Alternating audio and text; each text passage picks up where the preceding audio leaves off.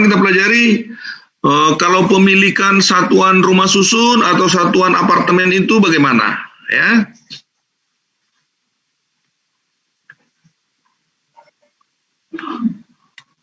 Jadi saudara-saudara, kemungkinan pemilikan ruang di atas tanah itu bisa dua. Kalau dia merupakan satu kesatuan, menggunakan ke bawah namanya rumah susun. Rumah susun haknya adalah hak milik atas satuan rumah susun. Begitu ya? Hak milik satuan rumah susun. Jadi beda saudara ya. Kalau gedungnya rumah susunnya sendiri haknya beda, biasanya HGB, begitu ya. Tapi kalau satuan-satuan rumah susunnya namanya hak milik satuan rumah susun. Jelas ya, saudara ya. Jadi kalau ada rumah susun, dia berdiri di atas satu bidang tanah. Berdirinya rumah susun dan lingkungan bermain ini, ya, kelihatan ya, Fadel ya. Siap, jelas Bapak. Jelas kali. Nah ini rumah susun, ini ya. Rumah susun dan sebelah kiri bawah itu dengan lingkungannya itu, rumah susun dan lingkungannya itu haknya namanya HGB, kan itu ya. HGB-nya bisa di atas HPL, bisa di atas tanah negara. Tapi satuan-satuan rumah susun yang ada di atas itu, yang kamar-kamarnya itu namanya hak milik satuan rumah susun. Jadi ruang di atas itu ternyata sekarang jadi dua, kita semakin kaya. Jenis hak atas jenis hubungan hukumnya itu semakin kaya. Ada hak milik satuan rumah susun, ada hak ruang atas tanah. Ya. Nah, apakah hak milik satuan rumah susun itu? Hak milik satuan rumah susun itu hak atas satuan rumah susun, ya. Hak atas satuan rumah susun yang bersifat individual, miliknya sendiri, tapi meliputi pemilikan bersama atas lingkungan, atas benda bersama, tanah bersama, begitu ya. Itu namanya hak milik satuan rumah susun. Yang kita miliki hanya satuan rumah susunnya, ya. Secara nyata begitu, tapi ternyata di dalam hak milik satuan rumah susun kita itu juga ada pemilikan kita terhadap lingkungan, terhadap benda bersama. Benda bersama itu apa contohnya? Lift, begitu ya. Lift juga ada atau ruang-ruang tertentu, ruang bersama di dalam rumah susun itu, di dalam apartemen itu namanya pemilikan bersama. Jadi hak milik satuan rumah susun itu pemilikan individual terhadap satuan rumah susunnya, ya, tapi pemilikan bersama terhadap bagian bersama, benda bersama, tanah bersama. Begitu saudara ya. Nah, pertanyaannya, berapa banyakkah pemilikan kita terhadap benda bersama, bagian bersama, dan tanah bersama? Proporsi pemilikan kita itulah yang disebut sebagai NPP, nilai perbandingan proporsional. Ya, perbandingan proporsional. Nah, begitu. Oke. Saudara ya, jadi hak milik satuan rumah susun adalah hak milik atas satuan rumah susun yang bersifat individual, ya, tapi juga meliputi hak bersama atas benda bersama, bagian bersama, dan tanah bersama. Ya, itu hak milik satuan rumah susun. Nah, sekarang apa yang baru dalam Undang-Undang CK yang kemarin? Ketentuan barunya itu di situ dikatakan bahwa hak milik satuan rumah susun dapat diberikan kepada orang asing, ya, tapi dengan catatan kalau diberikan kepada orang asing, dia tidak punya NPP, dia tidak punya pemilikan terhadap tanah bersama. Dia tidak punya pemilikan terhadap bersama. Ingat itu ya. Kalau hak milik satuan rumah susun pada umumnya, dia meliputi pemilikan terhadap tanah bersama, kan begitu ya? Tetapi kalau pembeli satuan rumah susun itu orang asing, maka pemilikan bersamanya tidak meliputi bersama. Ya, pemilikan bersamanya hanya meliputi bagian bersama dan benda-benda bersama. Jadi misalnya ruang bersama di atas apartemen itu miliknya, tapi pemilikan tanah tidak termasuk. Kesimpulannya, kalau orang asing memiliki satuan rumah susun, dia minus pemilikan tanah bersama. Begitu. Gimana itu kau garuk-garuk itu jidatmu, Faris? Nggak nangkap kamu ya, Faris ya? Faris Triwidias. Saya menangkap, Pak. Cuma gatel, Pak, tadi.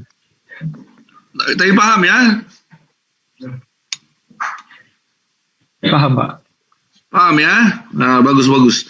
Jadi sekali lagi, apakah orang asing boleh punya hak milik satuan rumah susun di atas HGB? Tadi kan kita katakan hak milik satuan rumah susun itu meliputi juga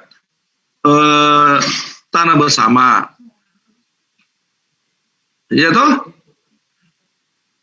Nah, padahal orang asing tidak boleh memiliki HGB.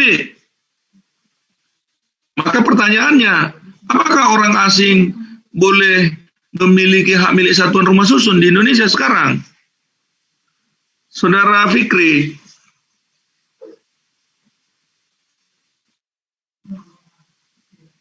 Boleh.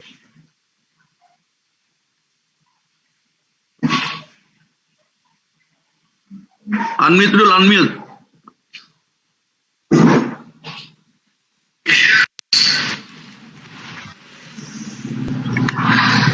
Boleh, Pak. Boleh. Padahal tadi kan pengertiannya hak milik satuan rumah susun meliputi pemilikan benda bersama dan tanah bersama.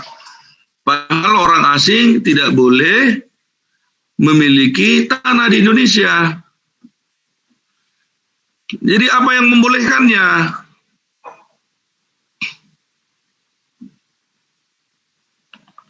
Saudara.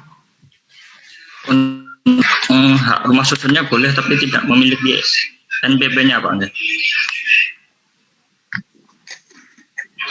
NPP-nya punya, tetapi sepanjang tidak meliputi tanah bersama, begitu ya?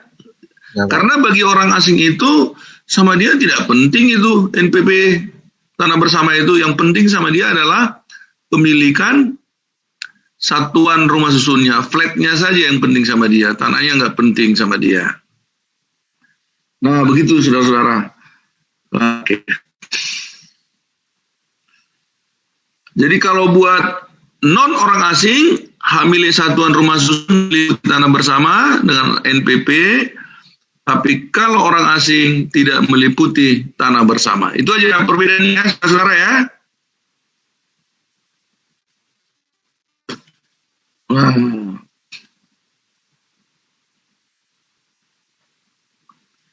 Nah,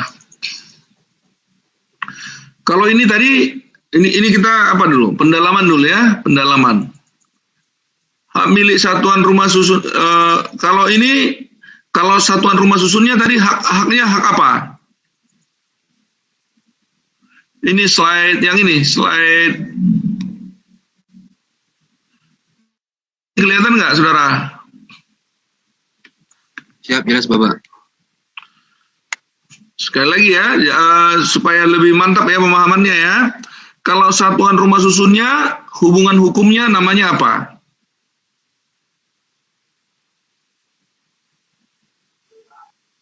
Ayo, Saudara Mega Tirtayasa.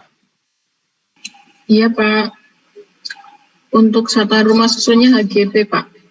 HGB, Pak. Satuan rumah susunnya HGB. Benar nggak itu, Saudara Ainun? Untuk kepemilikan rumah susunnya, untuk satuannya nanti itu hak milik satuan rumah susun. Ya, bagus. Jadi untuk keseluruhan rumah susunnya, dia nanti harus dibangun setelah ada HGB-nya ya. HGB atas rumah susun, gitu ya. Tetapi satuan rumah susunnya adalah hak milik satuan rumah susun. Milik satuan rumah susun. Oke. Sekarang pertanyaannya. Pertanyaan yang kedua mengenai HGB. HGB rumah susun itu kan coba lihat itu gambarnya itu. Sampai 3 lapis itu, mungkin sampai 30 meter itu ke bawah. Iya toh? Berarti dia kan menggunakan ruang bawah tanah. Betul nggak, Saudara Ainun? Betul, Pak. Nah, mengapa rumah susun yang menggunakan ruang bawah tanah masih bisa diakomodasi dengan HGB bidang tanah?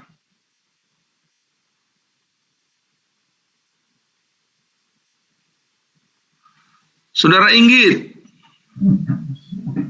Mohon izin menjawab, Pak. Siapa yang jawab? Rifkian, Pak. Oh, silakan Rizkian. Karena untuk penggunaannya masih sama-sama dalam penggunaan bangunan, Pak. Jadi masih satu hak dalam HGB, Pak. Bagus. Karena penggunaannya masih sama, yaitu sama-sama untuk rumah susun begitu, rumah susun ya. Tapi kalau nanti di bawahnya ini lagi ada yang mau digunakan untuk stasiun kereta, ruang bawah tanah, berbeda dengan rumah susun, baru kita berikan hak ruang bawah tanah. Begitu ya, Fadel ya? Ya, Bapak, betul, Bapak. Karena satu kesatuan dengan yang di atasnya, Bapak. Jadi masih terakomodir dengan hak yang di atasnya. Terima kasih, Bapak. Bagus.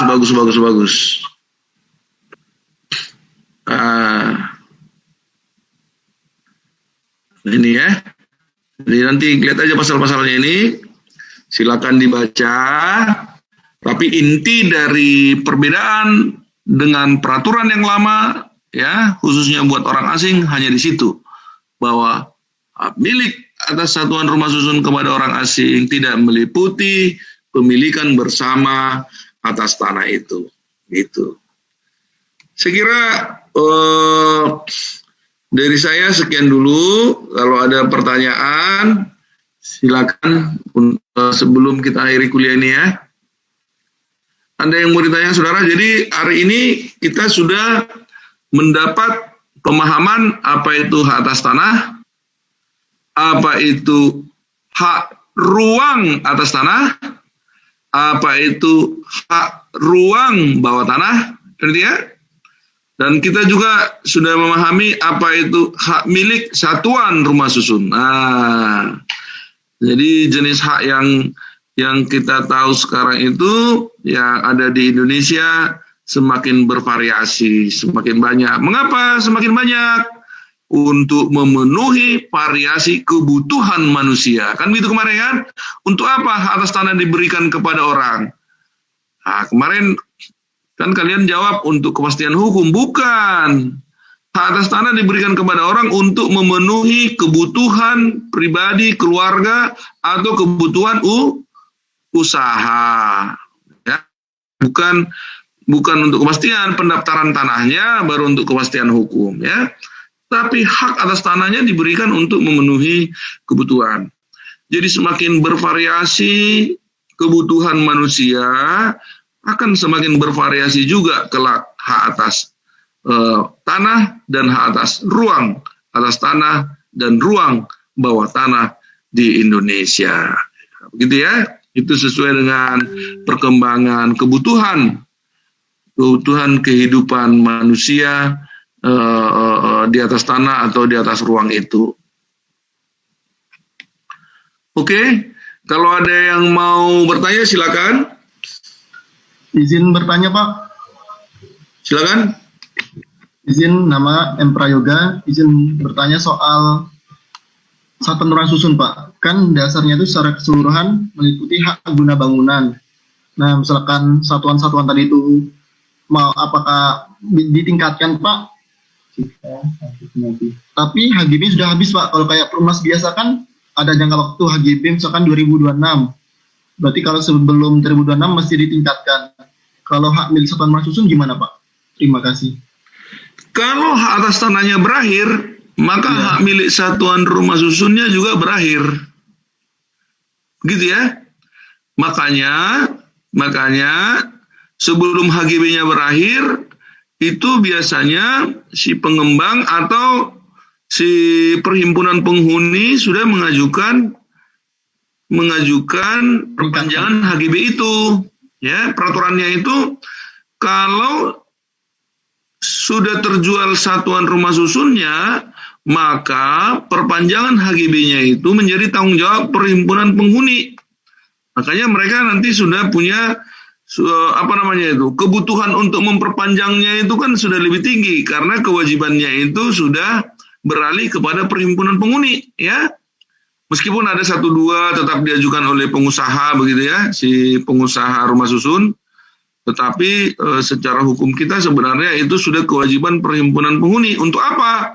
Untuk mengantisipasi supaya jangan sampai HGB-nya berakhir. Itu sudah tanggung jawab mereka gitu. Kenapa itu perlu diantisipasi? Sebab kalau HGB-nya berakhir, otomatis hak milik satuan rumah susunnya juga hilang. Ya. Mungkin pertanyaannya Prayoga begini. Kalau hak milik satuan rumah susun itu terlanjur dijadikan agunan, kan begitu kan? Agunan. Siap ya, Pak. Lalu HGB-nya berakhir. HGB-nya berakhir, tadi kan hak milik satuan rumah susun itu berakhir. Nah, apakah berarti hutangnya juga berakhir? Ya, tidak, hutangnya tidak berakhir. Hutangnya mungkin hak tanggungannya berakhir, tetapi hutangnya tidak berakhir. Hutangnya jadi tunduk pada hukum pinjam meminjam, ya, bukan tunduk pada hukum tanah. Siapa tadi yang bertanya? Mana wajah yang bertanya tadi siapa tuh? Siap saya, Pak, Yoga. Nah, udah paham Yoga? Siap, terima kasih, Pak. Jadi makanya untuk mengantisipasi itu hukum mewajibkan perpanjangan hak besarnya, HGB besarnya itu berada di tanggung jawab perhimpunan penghuni, begitu ya? Satu lagi, Pak, izin bertanya juga mengenai hak prioritas yang di awal tadi, Pak. Oke. Waktu saya ngukur di Bengkulu, Pak, sekitar 2019 pertengahan. Nah, memang di sekitar sana HGU itu berakhir 2,5 tahun lagi. Tetapi karena banyak masyarakat yang sudah mengepung di daerah sana dan bahkan jadi kayak kampung tuh, Pak. Dan mereka nggak mau keluar juga. Dari pihak kepolisian, kecamatan juga sudah rundingan agak susah gitu, Pak. Nah, akhirnya kami juga terpaksa ngukur, itu pun ditemani sama tentara dan BRIMOB udah pakai kayak pasukan mau tempur, Pak. Seharusnya bagaimana tuh, Pak, menyikapi hal tersebut? Padahal perusahaan sudah wanti-wanti dari awal, nih tanah HGU, nih tanah perusahaan gitu, Pak. Terima kasih. Ya, bagus. Kamu di Bengkulu ya? Siap ya, Pak, di Kanwil. Kanwilmu Pak Maswar ya? Siap ya, Pak, dari Kaltim, Pak Maswar. Salam nanti sama Pak Maswar ya. Siap, Bapak. Itu adik ipar saya itu Maswar itu. Oh iya, Pak Maswar juga pernah cerita ada ya di kediaman di Medan juga, Pak. Ya, dia juga bimbingan S3 saya dulu. Tapi orang baik dia kan? Iya, Pak. Baik, itu orang baik itu ya. Nah, bagus pengalamannya. Jadi saudara-saudara, itulah makanya tadi bekas pemegang hak harus diberikan prioritas untuk mengajukan perpanjangan, kan gitu ya. Jadi Prayoga sudah bisa membayangkan bagaimana kalau bekas pemegang hak tidak diberikan prioritas. Sedangkan diberikan prioritas saja banyak orang yang merambah, kan begitu kan? Iya, Pak. Banyak orang yang mau menduduki seolah-olah jadi open access, semua bisa ke sana. Nah, itulah contohnya. Maka tadi saya katakan hukum mewajibkan dia untuk menjaga tanah negara itu. Apakah ya itu berarti kan sudah mau berakhir haknya itu kan? Ya Pak, masih 2,5 tahun lagi mau berakhir. Nah, 2,5 tahun lagi aja sudah banyak orang yang merambah. Apalagi nanti sudah berakhir haknya, semakin banyak itu, semakin terpancing dia. Itulah yang dijaga oleh hukum. Hukum mengatakan kalaupun nanti berakhir, sepanjang dikuasai secara fisik, harusnya prioritasnya kepada bekas pemegang hak. Nah, bagaimana kalau haknya belum berakhir, ada orang lain yang datang? Harusnya itu namanya penggarapan liar ya, illegal occupation ya, illegal occupation. Garapan liar. Garapan liar itu kena Undang-Undang 51 tahun 60. Bagi orang yang menggarap tanpa izin dari yang punya tanah, tanpa hak atau izin yang punya tanah, itu masuk kategori illegal occupation ya. Okupasi liar, garapan liar, kan begitu. Nah, kalau garapan liar, apa yang bisa kita lakukan? Kita bisa tegakkan secara hukum. Begitu. Pertanyaannya Prayoga tadi sudah ditegakkan, tapi nggak mempan, kan begitu kan? Nah terus gimana kalau kamu punya hak, diambil orang, kamu nggak bisa mempertahankan? Ya apa boleh buat, kuping kita juga nanti diambil orang kalau kita nggak jagain gitu loh Prayoga, ya toh? Makanya sebaiknya kita jagain tanah kita. Kalau di luar negeri saudara, biar juga HGU luas-luas, itu tetap dipagar. Kalau kita kan termasuk orang yang tidak begitu menghargai HGU kita, ada HGU-nya nggak jelas batasnya. Kalau di kampung saya, di kampung orang tua saya itu dulu digali dalam-dalam. Kalau enggak, kelapa sawitnya diambil orang ya. Dibikin siring Pak ya. Nah, silakan. Gimana Prayoga? Ada yang mau di-sharing? Enggak Pak, cukup Pak, sudah Pak. Nah, jadi pertanyaanmu tadi adalah jawabnya itu. Harusnya yang pegang hak boleh melakukan penegakan hukum ya, dia mengadukan ke polisi. Tapi masalahnya kan tidak mempan, kan itu kan? Kalau nggak mempan gimana lagi? Berarti terjadi di situ masalah penyerobotan itu, yang menyerobot harusnya dipidana, saudara. Jadi pertanyaannya itu adalah mungkin bukan apakah ada hak yang menggarap rame-rame itu. Ya jelas tidak ada karena HGU-nya belum berakhir, kan begitu kan? Nah, kira-kira apa yang mau ditanya sama Prayoga? Sudah cukup Pak. Terima kasih Pak, udah jelas Pak. Apa yang jelas? Saya belum menjelaskan. Kalau yang secara kolektif tadi memang tidak bisa diambil oleh warga setempat Pak, dan memang mereka harus keluar dari lokasi. Diusir lagi. Betul. Harus keluar. Kalau nanti itu kita kita abaikan, kalau kita permisif artinya nggak apa-apalah. Itu namanya sikap permisif ya. Kalau kita permisif terhadap seperti itu, ya siap-siaplah nanti kita juga punya tanah digarap orang, kan begitu Prayoga? Iya Pak. Tapi mungkin ada juga tapi ini bukan kajian hukum ya. Mungkin nanti kalian bisa dapat dari mata kuliah lain. Mungkin ada kajian sosiologis. Mungkin ada cerita di balik itu juga. Mengapa rakyat ngotot, begitu ya? Nah, tapi kalau hukumnya yang kamu tanya, hukumnya itu punya pemegang HGU dan pemegang HGU harus mempertahankan haknya. Nah, kalau di luar itu, di luar kajian hukum, mungkin ada kajian sosiologis, mungkin ada cerita dulu, dulu perusahaan ngambilnya ganti ruginya nggak beres, dan itu cerita lain ya, Prayoga ya. Kita sekarang sedang ngomong hukum ya. Baik Pak, siapa? Oke, bagus, terima kasih. Ada yang lain? Saya masih berikan waktu 10 menit lagi.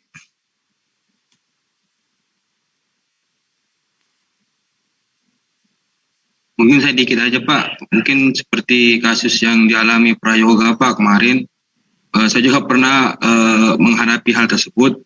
Yang bersangkutan itu pemegang hak milik itu ingin melakukan pengambilan batas Pak, tapi berhubung karena yang bersangkutan lama tinggal di luar negeri, jadi tidak ngurusin tanahnya Pak. Dan ketika kita sampai di lokasi itu sudah ditungguin sama yang garap dan kita diusir, Pak. Itu harusnya gimana itu, Pak? Apa kita tetap melanjutkan melakukan pengukuran pengambang batas dengan tahap negosiasi atau mediasi, atau ada solusi lain mungkin, Bapak? Terima kasih.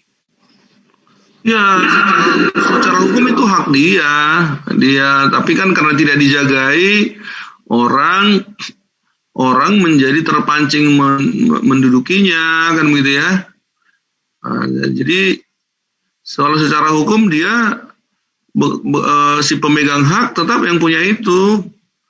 Tapi masalahnya sudah menjadi masalah lain, ini masalah garap rame-rame, kan begitu ya.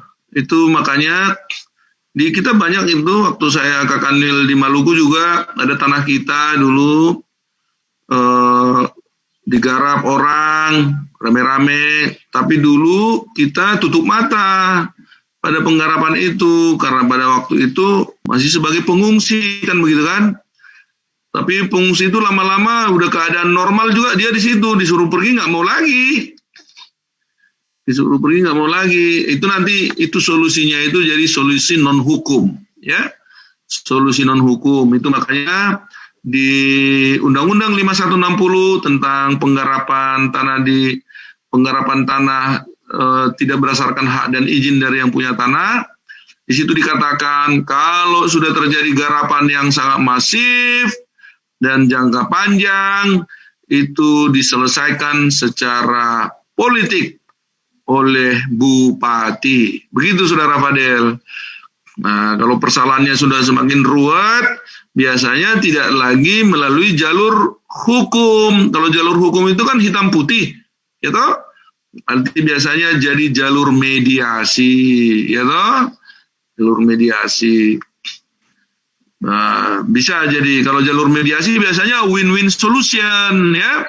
Win-win solution artinya dia boleh tinggal di situ tapi tetap bayar kepada bekas pemegang hak. Begitu Saudara ya. Solusinya seperti itu. Nanti kalian kalau di tingkat akhir nanti Bapak kalau masuk perbandingan hukum tanah akan Bapak ajarkan nanti itu teori-teori seperti itu, ada teori-teorinya. Misalnya begini, saya beritahu sedikit. Ada teori yang namanya massive disobedience of law will triumph in the long run, ya.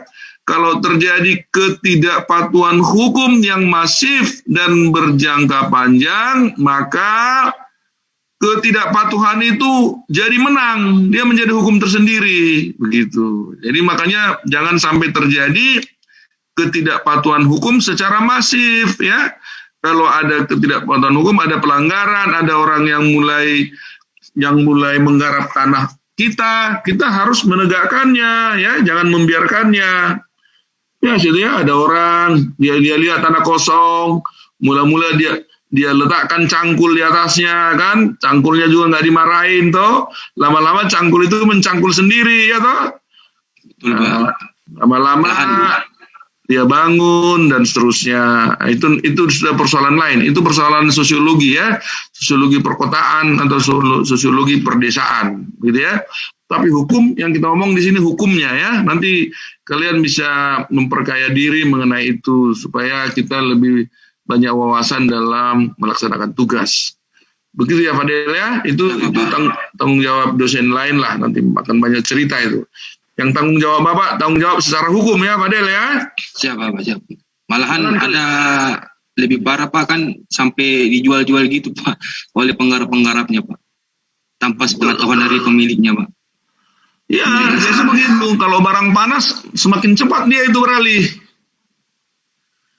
Semakin panas dia tahu itu megang itu juga panas, dialihkan, begitu. Nah, makanya jangan sampai terjadi. Makanya Bapak Menteri mengatakan, kalau kita punya tanah itu dijagain, begitu ya. Itu sama dengan kita punya istri, nggak dijagain bertahun-tahun, diambil orang, lalu kita menyalahkan KUA, ya toh? Mana pula KUA yang salah? Kita yang salah. Nah, begitu ya. Lalu istrinya lari, dia marah-marah sama KUA-nya. Kamu sudah berikan surat nikah. tapi istri saya lari, gitu ya. Itu persoalan lain. Itu masalah sosiologi lah ya. Nanti kalian bisa pelajari di mata kuliah lain. Oke, masih ada lagi 5 menit lagi. Ya Bapak, terima kasih Bapak. Itu tadi kan salah satu persoalan Pak yang sering kita dapati Pak, khususnya di kantor pertanahan. Kadang kan kok bisa ada kapling-kaplingan, ternyata ada induknya, ternyata usut punya usut. Terjadilah hal seperti itu Bapak. Terima kasih atas penjelasannya Bapak. Ya. Kalau nggak ada yang lain kita sudahin ya. Masih ada yang lain?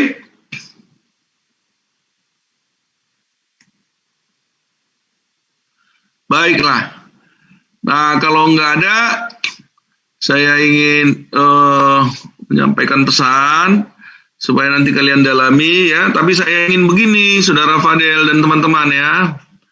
Saya mau diskusi kita ini mengenai hak ini kita lakukan secara terbuka, lalu nanti kita diskusi secara terbuka karena secara tidak langsung nanti kita memberikan pencerahan kepada masyarakat. Begitu ya Fadel ya?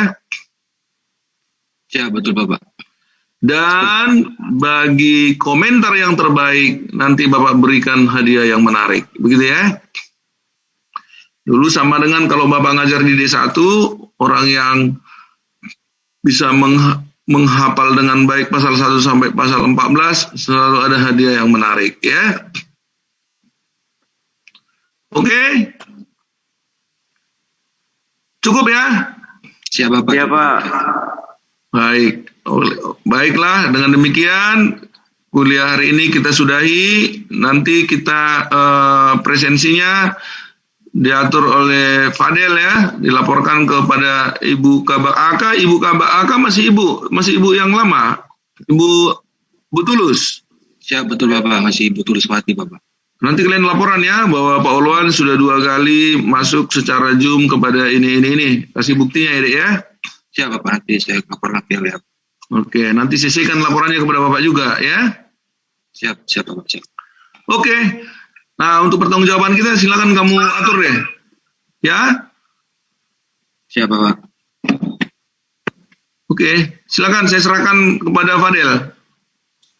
Terima kasih atas materi yang telah diberikan oleh Bapak Kepala Pusat Pengembangan dan Standarisasi Kebijakan Agraria, Tata Ruang dan Pertanahan, Kementerian Agraria dan Tata Ruang Badan Pertanahan Nasional, Bapak Dr. Ulwan Sitorus SH MS. Saya mewakili rekan-rekan Bapak, mohon maaf apabila terdapat kendala, kesalahan selama proses perkuliahan pada hari ini. Semoga kita selalu diberikan kesehatan Bapak. Terima kasih. Amin.